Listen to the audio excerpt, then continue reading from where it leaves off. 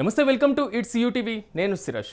మొత్తం మీద ఆస్తి పన్ను, నీటి పన్ను, మరి ముఖ్యంగా స్థానిక సంస్థలు కట్టాల్సినటువంటి పన్ను కేవలం ప్రజలే బాధ్యత వహించాలా, రాజకీయ నాయకులు బాధ్యత వహించాల్సినటువంటి అవసరం లేదా అనేటువంటి ప్రశ్నలు ఇటీవలి కాలంలో బాగా ఉత్పన్నమవుతున్నాయి. దానికి సంబంధించిన ఉదాహరణలు కూడా మన కళ్ళ ముందు కనిపిస్తూనే ఉన్నాయి. తాజాగా నిజామాబాద్లో మున్సిపల్ కార్పొరేషన్ ఎన్నికలు జరగడం జరిగింది.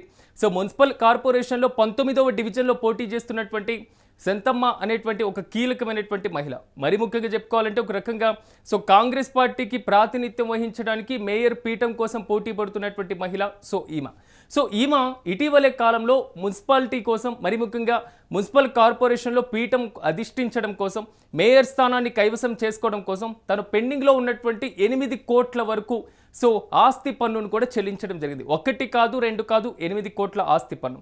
ఎందుకంటే కాంగ్రెస్ పార్టీ ఈమెను మేయర్ అభ్యర్థిగా ప్రకటించడం, మేయర్ అభ్యర్థిగా ప్రకటించిన తర్వాత నో డ్యూస్ సర్టిఫికేట్ కూడా కావాలి కాబట్టి ఆ సర్టిఫికేట్ను పొందడం కోసం 17 సంవత్సరాలుగా కట్టకుండా ఉన్నటువంటి ఆస్తి పన్నును కూడా కట్టేందుకు ఆమె పూర్తి స్థాయిలో రంగంలోకి దిగింది. పాపం అందరిలాగే ఆస్తి పన్ను కట్టేసింది. 8 కోట్లు, మరోసారి చెప్తున్నాను, 8 కోట్లు 17 సంవత్సరాలుగా కట్టకుండా ఉన్నటువంటి పరిస్థితి. ఈ మొత్తాన్ని కంప్లీట్ చేసిన తర్వాత మున్సిపల్ కార్పొరేషన్ నుంచి నో డ్యూస్ సర్టిఫికేట్ కూడా పొందింది. వెళ్ళింది, నామినేషన్ దాఖలు చేసింది. కానీ జరిగినటువంటి ఎన్నికల్లో ఆమె స్థానంలో బీజేపీ అభ్యర్థి గెలుపొందడం జరిగింది. వెంటనే కౌంటింగ్ కేంద్రం నుంచి నిరాశగా వెనుతిరిగినటువంటి పరిస్థితి కనబడింది.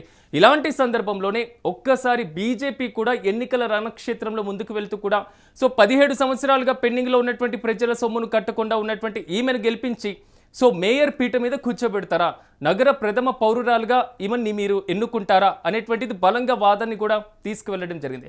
ఓవరాల్గా ఎన్నికల్లో ఓటమి పొందిన తర్వాత కూడా ఇంకా విమర్శలు రావడానికి కారణం 1 కాదు 2 కాదు, 17 సంవత్సరాలుగా ఆస్తి పన్ను కట్టకుండా ఉన్నటువంటి పరిస్థితులు.